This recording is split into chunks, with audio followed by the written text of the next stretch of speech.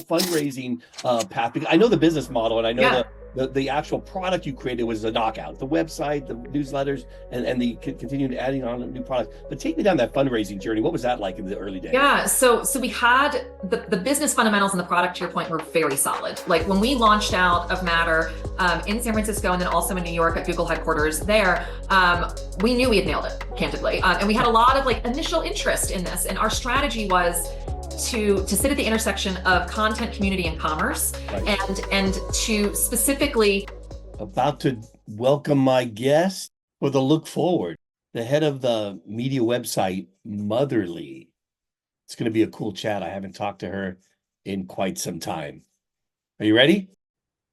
All right. All right. So excited. We have Jill Koel, the CEO of Motherly, the founder with another founder, and she's a board member. Motherly, for a lot of people who know that site, they love it. It's a passion play of Jill's, but it's a media business focused on supporting the journey of motherhood.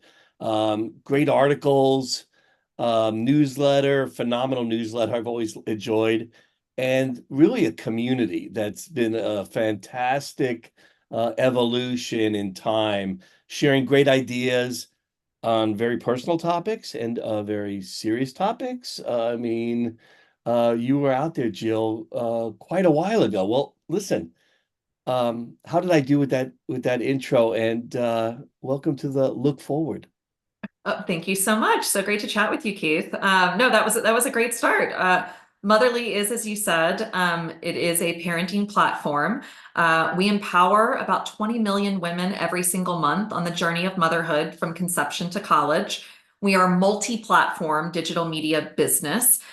So we have, as you said, the website, an Webby award-winning podcast, videos, books, classes, newsletter, and shopping as well. And so we really are trying to provide a holistic place for mothers to come to get the woman-centered, expert-driven information that they need.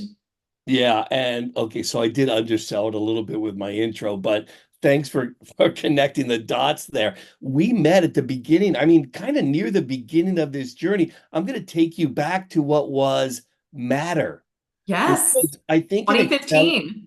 Thank you. I don't even remember dates. I'm very bad with dates. I don't remember what, I had for breakfast yesterday either. But the interesting point is it was a concept that I immediately gravitated toward, not because I saw some huge return on investment, but because I saw something that was just on the upswing, an idea that was needed. And you nailed it, both in terms of concept and how you were planning to scale, this journey and take it and grow.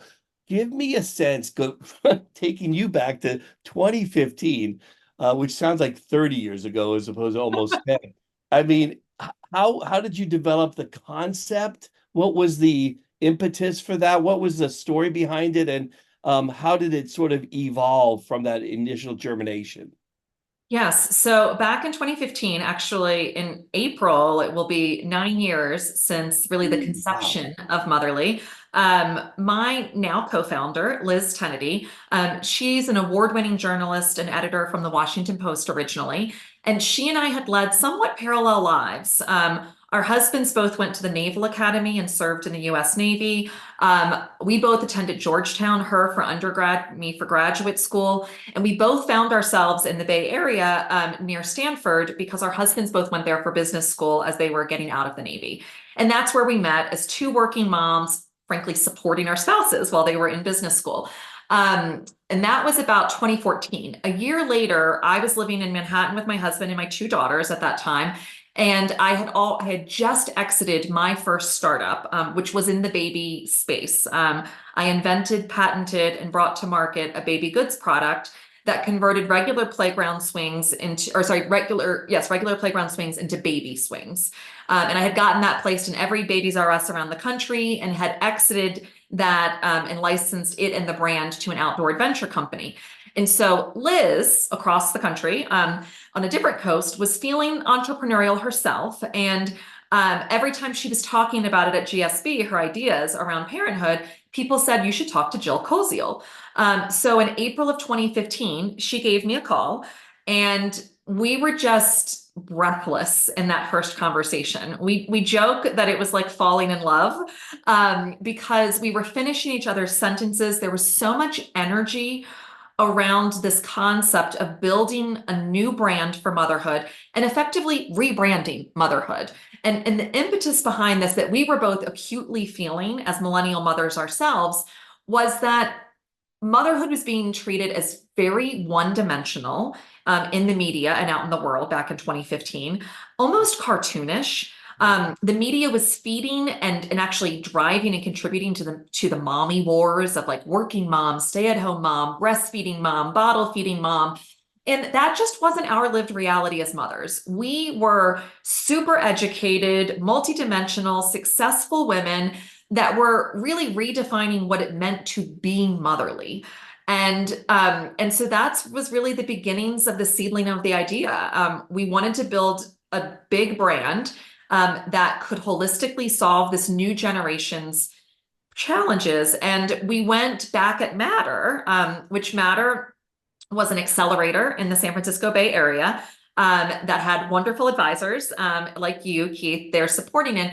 And it was a project that grew out of the design school at Stanford, I believe, and also the Associated Press and Google and the New York Times. There were so many wonderful investors. It was very media journalism, Yes, yes. and sort of connected areas. Exactly. And so we applied to that accelerator with just the seedling of this idea. It was a very early Was it stage. Matter One? Was We it the were, first we or might have been second? 2 or 3. We were the first mothers For sure. in Matter, and we were Okay. the first solely female co-founding team to be accepted to the accelerator, I'm pretty actually. sure you were second then if you were not first. Okay. Yeah, Doesn't okay. matter really, but yeah. And so we joined that to really go through that design thinking approach to take this this kernel of an idea and these drivers of change that from my consulting days, I didn't like looking at trends. I wanted to look at drivers of change. And so through Matter, total addressable market and, top down, bottom up and question assumptions and all of these things we learned through that process helped us to really zero in on what we were going to do to solve this user's problems. We became obsessed with who the audience was and made sure that we weren't building something that was just for Liz and Jill, but that we got out from behind ourselves and focused on that larger audience. I was going to ask. I mean, I'm trying to remember what the media landscape was as you did your assessments. There were some efforts alongside of you, but you were certainly identifying a bit of a new path. There was a huge white space, Keith, and it's hard to even remember back Yeah. then because I would offer that we really have transformed the conversation around motherhood. Back then, there was, Baby Center, The Bump, Scary Mommy. Those were the only really like kind of at scale businesses Mhm. that were really talking to moms and representing mothers in the space. And the drivers that we were looking at were that for the first time in history, millennial mothers, which the tsunami of millennial mothers was about to come forward, they were more educated than men. They were. So I'm dying to ask you. I mean, partly I've been thinking about this question since you and I started talking about doing this, which is I'm trying to remember what it was like because you had such a compelling story, yet raising money as a Mhm, female entrepreneur in a bit of a new category with mhm, far too few women in VC. yep. And you're talking to old white guys. I mean, so what was the whole fundraising path? Because I know the business model and I know Yeah. the actual product you created was a knockout. The website, the newsletters, and the continuing adding on a new product. But take me down that fundraising journey. What was that like in the early days? Yeah, so we had the business fundamentals and the product, to your point, were very solid. Like when we launched out of Matter in San Francisco and then also in New York at Google headquarters there, we knew we had nailed it, candidly. And we had a lot of like initial interest in this. And our strategy was to sit at the intersection of content, community, and commerce, Right. and to specifically first build a brand through content because we had that superpower, Right. then to start to condition her that we influenced and drove her purchase decisions through that content, and ultimately to create a to convert her to be a loyal motherly consumer and to go into the content.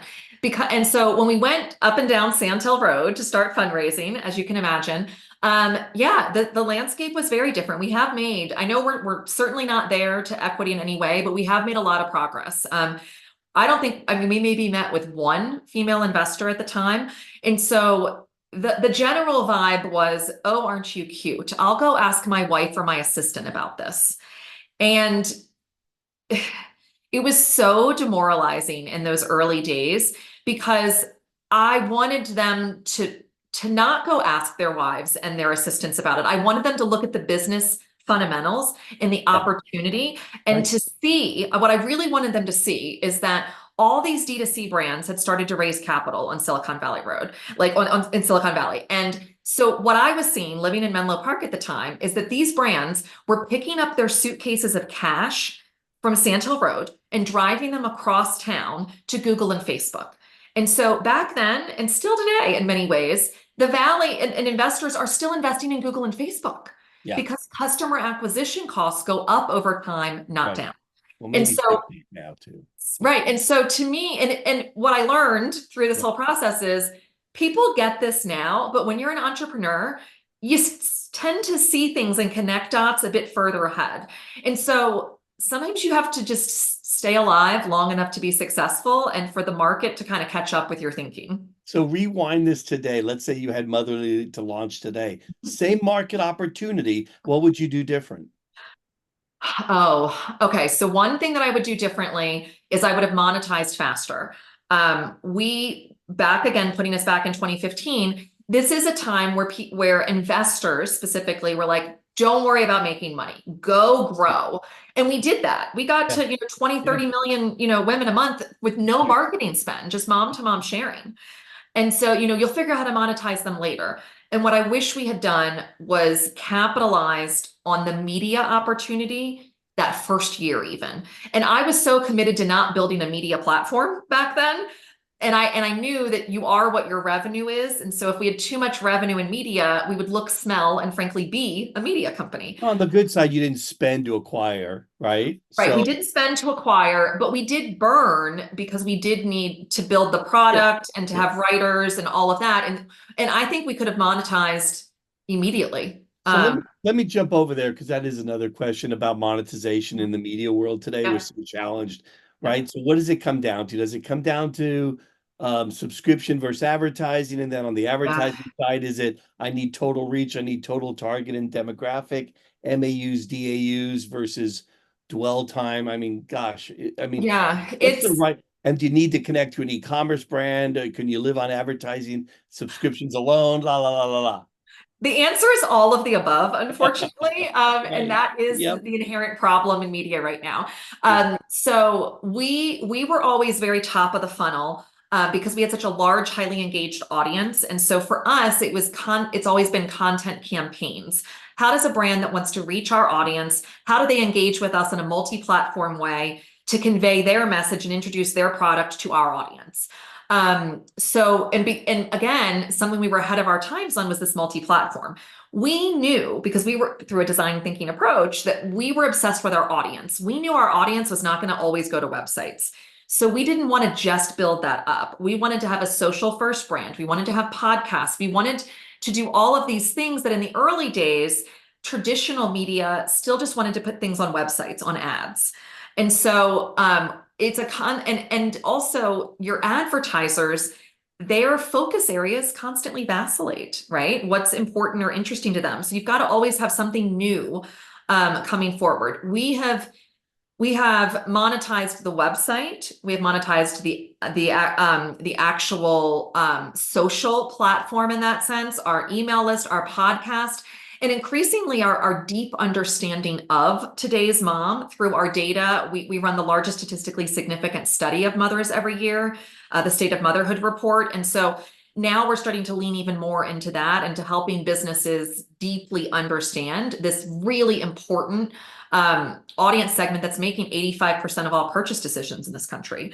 But yes, we didn't do an app. We felt there was app fatigue in this audience. Yeah. So we didn't monetize that way. We didn't do a subscription. We knew millennials and digital natives would want content for free. And the move into commerce, we made that move. We'd raised our Series A to do that right as COVID hit. And so sometimes there's just that black swan event that comes in that you can't control. And that was not the time to be changing user behaviors for a mom. Yeah. Well, it's a great point to emphasize how well you know your audience. Do you Mhm. survey them before you Yes. make some of these decisions and ask them, Yeah. hey, would you be willing to pay? Because look, you got to make money to your point, and adding, a Google search bar is not going to get you where you need to go. No.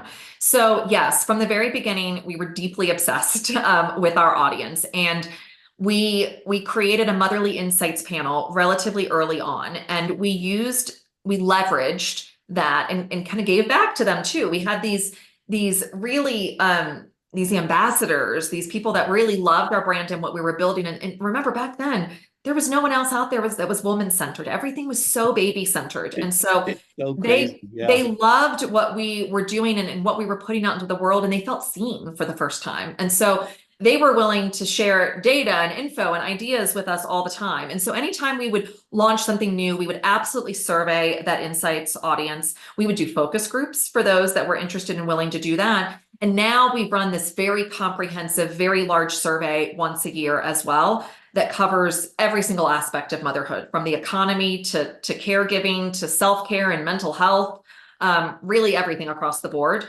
And so we co-create with our audience. Spending some time on your website, it's pretty amazing how broad these topics are, but how pertinent they are as Yeah, well. I mean, to a point where there's really a lot of great yeah, information. You do such a great job with quality of content, and it's hard. So getting back to this sort of entrepreneurial bent, what was the worst decision, Jill? Like, there's always one thing that sticks out as shit. If we didn't do that, if we didn't go down this path, or I won't ask about any personnel, but look, yeah. No, it's a no. So challenging world out there. so we brought in a majority owner in May. And so it was kind of a raise for we had some inbound interest, and then we were considering raising our Series B. And so we ended up bringing in someone who took in a majority controlling interest of Motherly. And so since having a little bit of space since doing that after that integration, Liz and I have been able to talk about, like, what do we do wrong? What is the thing that we would have changed through all of this? Yeah. And there are a few, of course, but I think it's important to note, hindsight's 2020. In that moment, I actually there's not one decision that I regret based on the information that I had at that time, Yeah.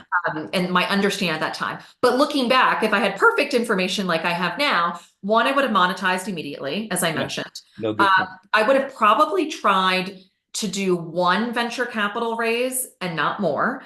And the reason I say that is this 2015 to 2022, 2024 timeframe, there was this massive, valuation increase that happened.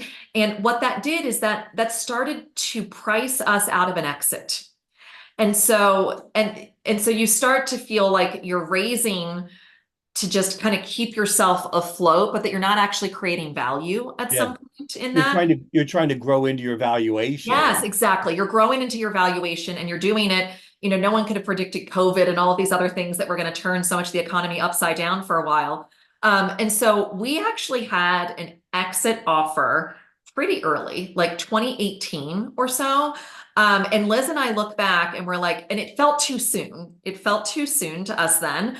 But I look back now, and I won't divulge who it was, but when we look back now and we see how that company grew and what they did later, and how a small piece from them early on probably would have helped Motherly grow faster and created more value for shareholders, had we done that. And so, but I don't know how you go back in time and tell yourself 2 or 3 years in, when you've just raised your first venture funding, that, like, you should just, take the exit and go. And But by the way, as a founder, doing what you were doing, especially, hate to say it, but as women, I think everybody wants to give you advice. You probably yes, had advice coming out yeah, you're nodding your head. of course. So, I mean, yeah, every investor that we had, all the angel investors and others were like, oh no, it's too soon. Like, give yeah, yourself a chance to pull forward your vision first. yeah.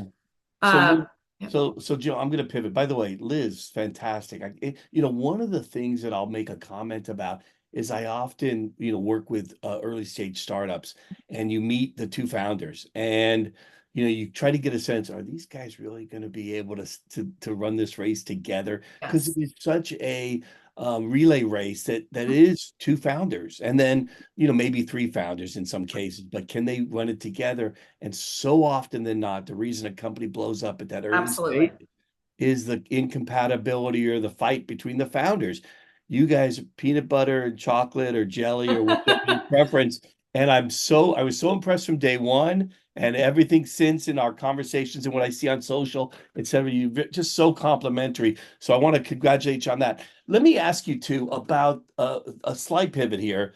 Your vision for where you wanted to take Motherly from 2015. If you think about the mother issues that you've been covering, I mean, just fundamental, and it's landing on so many eyes and desktops and phones.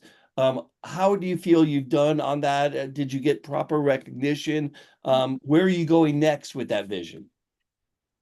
So yes, and I want to put a pin in the co-founder dynamics because I think it is a really important secret sauce to Huge, Motherly. So let's huge. come back Yeah, to that after, but let me answer your question. Um, if I go back to those demo days and our first days of what we wanted to do for Motherly, so many companies have a pivot here and there in what they do. We have stayed laser focused on what we want to do. yeah, And I don't know that the mission can ever be fully accomplished. And, until we have paid family leave and affordable, high quality childcare accessible to everyone in this country, I don't think we can say that we've done our job here fully, that, we've closed up, ready to move on. But I absolutely feel as though Liz and I and Motherly have been the wedge that has been leading the conversation to redefine motherhood. I do believe that we have given mothers a voice and an opportunity to advocate for themselves in their own families, within the businesses that they work in, and at even the governmental level. And so I do believe that we have changed and redefined what it means to be motherly. The dictionary definition of being motherly is to be caring and loving. We wanted to put the ampersand in where motherhood is being motherly is to be caring and ambitious, to be loving and strong. And I do believe that we've really changed that conversation. And by the mere fact that there are so many others around us now helping, we're not doing it alone anymore. It's if Motherly, if we were to like poof go away tomorrow, I would feel comfortable that we had kind of led this forward and that there was a lot more that was still going to a continue to lot of happen. other people carrying this. Yes, carrying that mantle. Yeah, Yes. But what I will say is, again, I wanted us to get into private label products and really be an e-commerce force and a private label force. And we are still, that's what our new majority owner is hoping to do with us as well. So that took a lot longer than I would have liked. And I think we probably waited a little too long to go into the e-commerce side of things. Again, it was about raising capital. And then COVID happened. So yeah, it's hard to say, but that's the area, that was the strategy, was ultimately to not just provide content and information, but real physical support yeah, for moms as well through products. yeah. It makes it daunting to think about how a media company gets started today that couldn't have an e-commerce Yeah. um, uh, angle to it. But you know, Yeah. it's a challenging space for sure. I like the ideas that you're putting forward. I have seen you stay true to your vision from day one. I got to see that pitch It Matter. Yes. Um, I think it would still resonate today. I I agree. do. I agree. I agree. So about this whole thing about the shorter work weeks and the paid leave, how are we doing on the issues of Yeah. of So state of motherhood, again, every year when we run this study, part of it is to really understand the pulse so that we can amplify the beliefs of today's mom and put those out and empower her with data, right? In these yeah, conversations. And in an election year, this one's going to be even more important.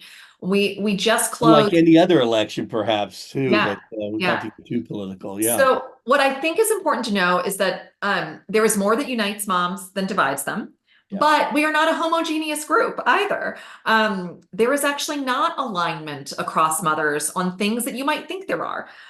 Gun control, reproductive rights, climate change, like come to mind as ones that like moms are not fully aligned on all of those topics. So we create a safe space to talk about those items at Motherly, but we only advocate for things where we can see 75 to 80% of our audience is aligned. And those topics are paid family leave, flexible work environments to support women in their careers, working mothers in their careers, Yeah. uh, and affordable, accessible, high quality childcare. And we are closer now than we've ever been. There is still so much to be done. But I try to remind myself of where we are in history in this continuum. And a generation or two ago, women had to sacrifice having families in order to work. And now our generation has to quote unquote have it all without the structural support we need to actually thrive. But we need to be we need to be largely pushing through these and getting into the C-suite and getting into the legislative, chambers to actually make these generational changes for the next generation. So we are the generation that has to bear both. We have to be an important component of the economy, the most educated cohort in the economy. We have to Yeah. be driving that while also being the default parent and the primary caregiver. I think the millennial and Gen Z generations are changing the dynamics at the family level. And as they grow and move into these leadership positions, I think we will see the changes that will become more structural to support that for the next generation. I totally agree. I wish I could disagree because then it would make for better ratings, but oh well. Well, let's talk about that co-founder thing too, if you don't mind, Oh, because it's I have um, a bunch of stories about the opposite happening. So yeah, yeah, fill me in on the yeah. good side. So, you hear people say this, like the co-founding relationship is like a marriage, but it really is like a marriage. And I really think that Yeah. you have to approach it from a matching standpoint in the same way. And Liz and I frankly lucked out because we weren't this smart to think about this in the very early days. We definitely knew that we complemented each other's skill sets, and that was important, and that Right. we had mutual respect for each other professionally and what the other brought to the table, and that was key. We also knew that we didn't have a lot of overlap in our skill sets, so we knew that we would seed we would be okay with the other person making the call in the area that they were, the lead in. Right. So that part was there. But the underlying part of that I think a lot of founders don't consider is value alignment. And we lucked out in that one. And I think the fact that we'd had kind of parallel lives for a while, these shared experiences that enable, but still different. Both Yeah. of us had parents that were entrepreneurs of smaller businesses. And so we saw the hard times. We didn't expect this to be a quick, win here. So we knew that, and we had those shared values of persistence in it. We knew we were passionate about solving problems at a high level for this demographic. So we were passionate with those shared values there. But we also had husbands that had both served in the military. We really believed in service and what that meant, and sacrifice, and doing more for others, and putting others before yourself. And that's a really core shared value. We So also were both practicing Catholics. We both went to Georgetown, and there's some of these underlying, and we went through milestones around the same time, getting married and having children around the same time. And so we were kind of in this grind together, and those shared values were things that we were able to lean on when we were faced with hard decisions. so kind of going back to that, Jill, how do you search for that? Is it such an outlier to just kind of find that, or I'm a technical founder, or I'm a business guy and I need a technical founder. I know how to go read a resume. I know how to go look Right. at your technical and discuss product and wireframes and MVPs, but how do I get that value part? Yeah, I think it's having hard conversations early on. That Liz and I talked about ego, like phone call two. And for women, that is an uncomfortable thing, right? Like society hasn't taught us that we can even have an When ego you said, "Hey, sometimes. do you have an ego?" No, I we didn't see that. actually talked about it we allowed ourselves to be vulnerable in conversations. And a good example is talking about who was going to be CEO. Liz brought this idea to me. And so and many people assume like it's my idea, like I'm going to go with CEO. And she said early on, she's like, I recognize I have a little ego, and I don't know if I'm ready to call you CEO. Let's see how this evolves. Let's just call each other co-founder. And I Yeah. was like, you know what? That's fair. Like, let's see how things happen.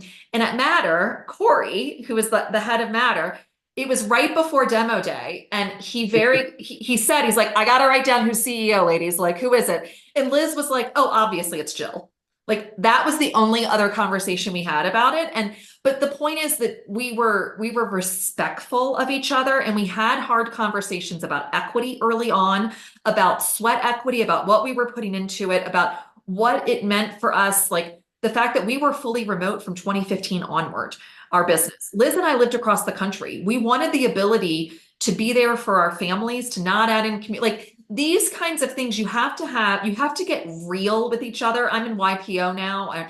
Stanford has the touchy-feely class and stuff like that. You've got to get deep with people. You got to get to the 5% Yeah. and understand what makes them tick and what's the background and experience and the baggage, frankly, that they're bringing to this new relationship and partnership. That's some great advice for all founders because I hear it so often. I got to go find a co-founder. I got to go because YC won't accept me if I don't have Right. another person or something of that nature. Hey, make sure you find the right one. That's what I Yeah. said. Find find It's your far worse to have the find wrong your one. find your Liz because if it doesn't get right, and you don't have to exactly call the person a co-founder from the jump either. Hey, Yeah. so I'm taking a lot of your time. Let me sort of round things out here and say, looking forward, what are the things you're doing with Motherly and yourself, Jill? I mean, what Yes. you've sort of been in this thing for a long time, and now you've got so much experience, and you've got so many other things that you're involved with in Mhm. addition to family. What are you looking? What are you doing? How are you balancing everything? Yeah, great question. Um, it is hard. So this is a big identity shift for me. I'm stepping down. I stepped down as CEO in Right. January, from Motherly as we brought on this majority owner. I am always and forever a co-founder. I'm very committed to the success of Motherly and for our shareholders and for our audience.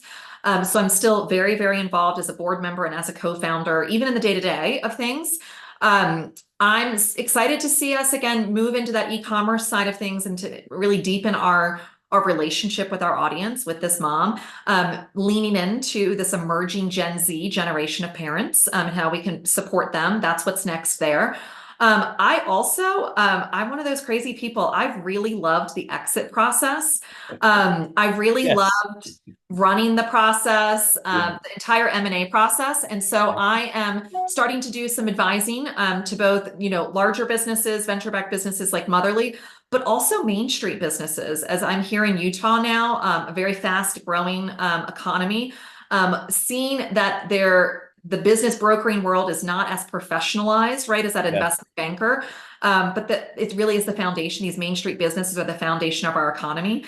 And so starting to delve into that world and see how I can bring my experience and expertise to bear here. I'm also becoming more of an advocate. I'm working both at the national level and at the state of Utah level around things like childcare and advocating in that way. Love it all. That sounds fantastic. Hey, any last words of advice for these up and coming entrepreneurs with a good idea, a little bit of technology and team behind them? Yeah. So I think a lot of times, especially tech companies, tend to try to keep their idea really secret and closed in. Mhm. And I would offer scream it from the rooftops. You might not realize it yet if you're just starting out and you haven't been in the game for a while, but it's very hard to start a business. People are not going to steal your idea. Be out there talking about it because you need that feedback loop in those early days. You need to hear what people say. You need to hear how you say it and what the feedback is from people as you iterate that idea and that concept. And you want your entire network to know that you're doing this because that's where goodness comes. If Liz hadn't taken advice to just start interviewing and talking to people about this and being open to get smart fast, she Yeah. wouldn't have found me. And so, to me, that's my biggest piece of advice is don't hold that idea, that kernel of an idea precious. Get out there, talk about it constantly, be open to what you believe to be true, evolving and changing. Yeah, and I'll double click on that too, Jill, because I love that idea, but also spending time like you did with your potential customer base, Mhm. understanding them deeply as well. So understanding your customer, understanding your network, getting the story out there, Yeah. and really working closely at bringing that core team together and making sure you understand their values, their focus. it's a family you're building. True, very It's true, so very cool. true. Well, hey, thanks very much. This is exactly what I had hoped for. Great. A great catch up, but discussion on just an exciting business journey. You know, what you're doing has been fantastic, and I've been so fortunate to watch from close and far and everything. Excellent. Thank you so much for having me. I love that you're putting all these out, all these stories out into the world because it really does help to inspire. Well, I love it. Thanks, Jill. I appreciate it. Thanks.